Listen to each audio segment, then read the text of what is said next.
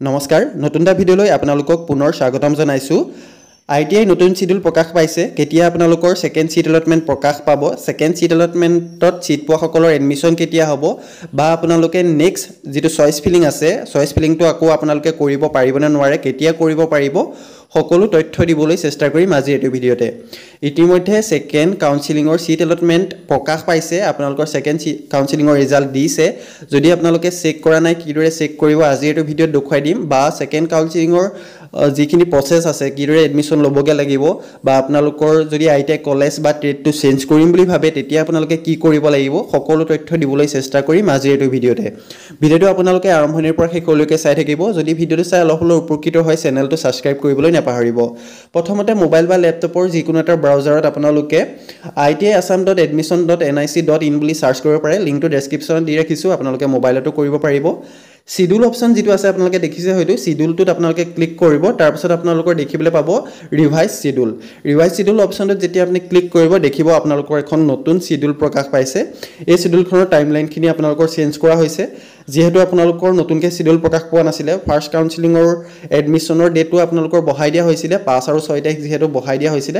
ইয়াত আপোনালোকে দেখিছে মই প্ৰথমতে দেখুৱাই লৈছো যেটো আপোনালোকৰ ফাৰ্স্ট সিট এলটমেন্ট হৈ গল তাৰ ইতিমধ্যে এডমিশন প্ৰক্ৰিয়া শেষ হৈছে লাষ্ট এডমিশন আপোনালোকৰ 6 তাৰিখলৈ হৈছিল তাৰ পাছত কোনো ধৰণৰ আপডেট বা নোটিছ অহা নাছিল বহুত অপেক্ষা কৰি আছিল আজি আপোনালোকৰ নোটিছ আহি গৈছে আপোনালোকৰ ইয়াত দেখিছে আপোনালোকে allotment of seat and of second counselling আপোনালোকৰ সেকেন্ড কাউন্সেলিংৰ যেটো সিট এলটমেন্ট আছে হেতু 9 সেপ্টেম্বৰ তথা আজি প্ৰকাশ পাইছে ঠিক আছে অলৰেডি ৰিজাল্ট ওলাই গৈছে আপোনালোকে চেক কৰি লব পাৰে আজি আগতে মই দেখুৱাই দিছো ফাৰ্স্ট কাউন্সেলিং যেনেদৰে চেক কৰিছিলে সেকেন্ডটো ঠিক তেনেদৰে চেক কৰিব পাৰিব আপোনালোকে তাৰ পাছত আপোনালোকৰ যি সকলে সেকেন্ড কাউন্সেলিংত সিট পাইছে তেওঁলোকে যিখন সিট এলটমেন্ট লেটাৰ আছে সেইখন প্ৰিন্ট কৰি পেলাই 10 আৰু 11 তাৰিখ মাত্ৰ দুদিন সময় দিয়া আছে কাইলে আৰু পৰহিলে গৈ আপোনালোকে এডমিশন লবগে লাগিব ঠিক আছে বহুতে কমেন্ট কৰি সুধিব যে যেটো খনত লবলে মন আছে বা যেটো ট্ৰেডত লবলে মন আছে মই হেতু চিট পোৱা নাই এনে ক্ষেত্ৰত মই কি কৰিম বা মই কি দৰে আপোনালোকৰ আপডেট কৰিব পাৰিম বা সেকেন্ড যেটো আছে আপোনালোকৰ থাৰ্ড যেটো আছে তাত মই চয়েস ফিলিং কৰিব পাৰিম নে নোৱাৰিম সকলো তথ্য দিম ভিডিওটো আপোনালোকে শেষলৈকে চাই থাকিব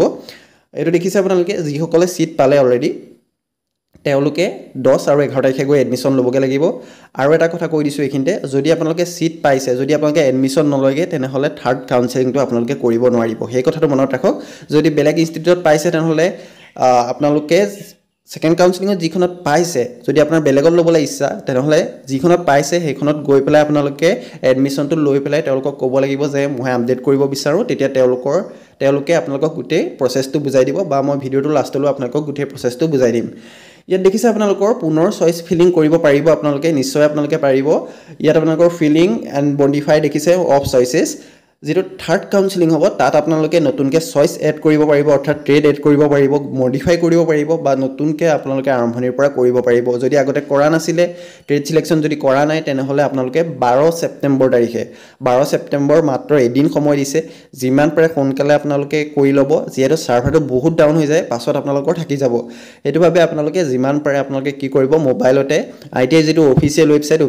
ৱেবসাইটটো বাৰম্বাৰ লগইন কৰি চেক কৰি থাকিব যাতে আহিছে নে নাই ঠিক আছে যদি থাকি যায় তেনেহলে এদিনহে সময় দিছে যেহেতু পাছত আপোনালোকে কৰিবলৈ চান্স নিদিব পাৰে ইয়াত দেখিছে আপোনালোকে ফিলিং এন্ড মডিফিকেশন দিয়া হৈছে অৰ্থাৎ আপোনালোকৰ যদি আগতে কৰি হৈছে ফাৰ্স্ট কাউন্সেলিং কৰি থৈছে তেনেহলে আপোনালোকে হেখিনি আপোনালোকে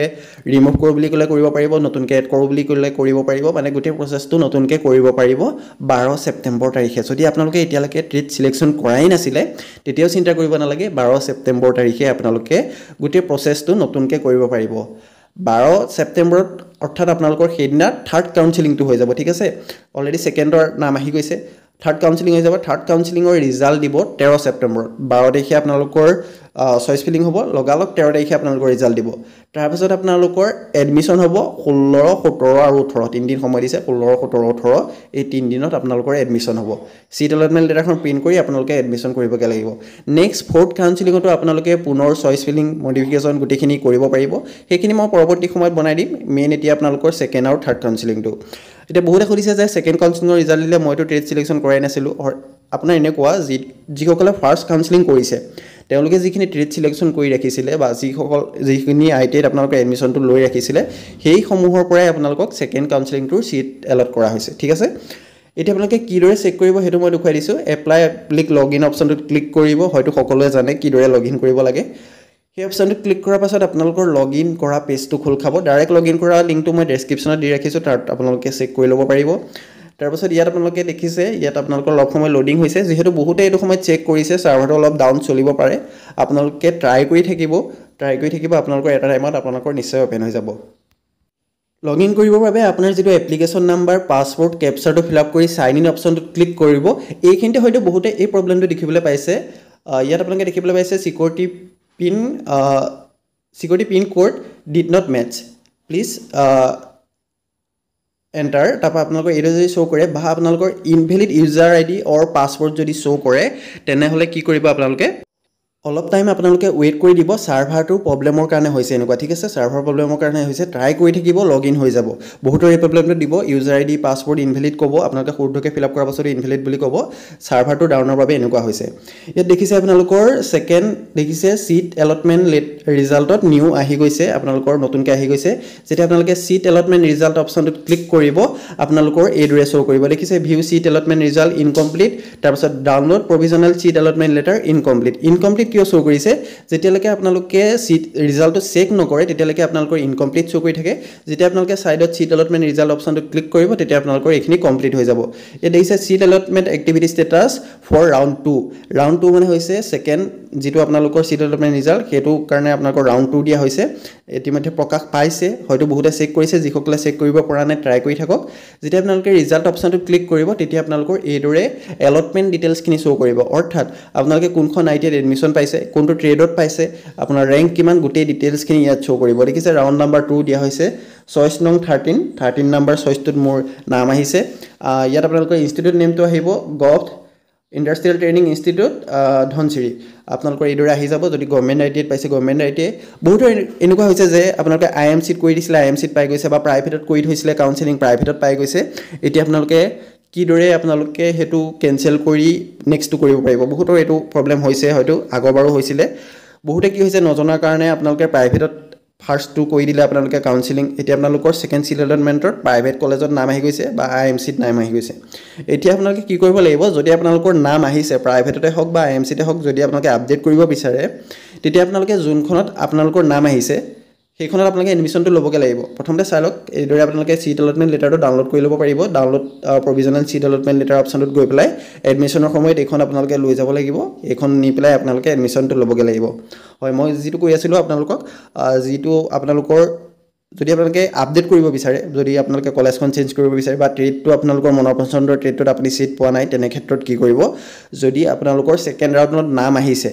তেতিয়া আপোনালোকে কি কৰিব লাগিব যোনখনত ইনষ্টিটিউটতে নাম আহিছে যোনটো ট্ৰেডতে নাম আহিছে সেই ট্ৰেডটোত আপোনালোকে এডমিশ্যনটো ল'বগে লাগিব ঠিক আছে এই কলেজখনত যাব আপোনালোকে কাইলে পৰখিলে দুদিন সময় দিছে কলেজখনত যাব কলেজখনত গৈ এডমিশ্যনটো ল'ব তেওঁলোকক ক'ব যাতে মোৰ এইখনত লোৱা ইচ্ছা নাই এই কলেজখনত লোৱা ইচ্ছা নাই বা মোৰ ওচৰৰ কলেজত লোৱা ইচ্ছা আছে বা এইটো ট্ৰেডত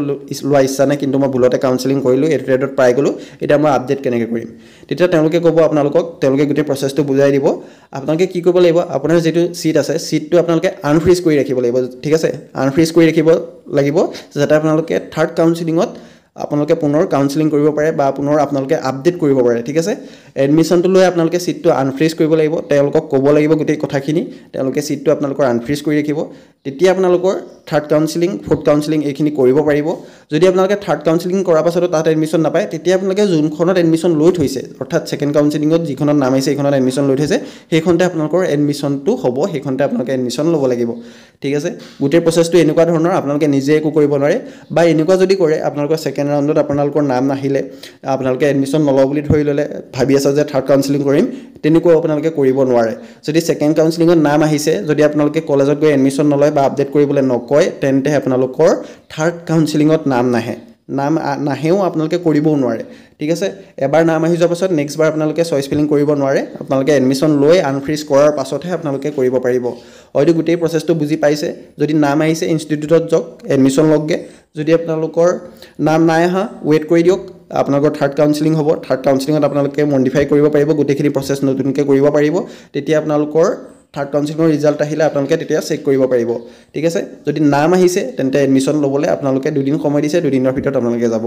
আৰু আপোনালোকৰ ইনভ্যালিড ইউজাৰ আইডি পাছৱৰ্ড যদি আহি আছে তেনেহ'লে অলপ সময় ৱেইট কৰি দিব ট্ৰাই কৰি থাকিব আপোনালোকে এটা সময়ত আপোনালোকৰ নিশ্চয় লগইন হৈ যাব এইদৰে আপোনালোকে সেকেন্ড কাউন্সিলিঙৰ সিটসমূহ চাব পাৰিব ভালদৰে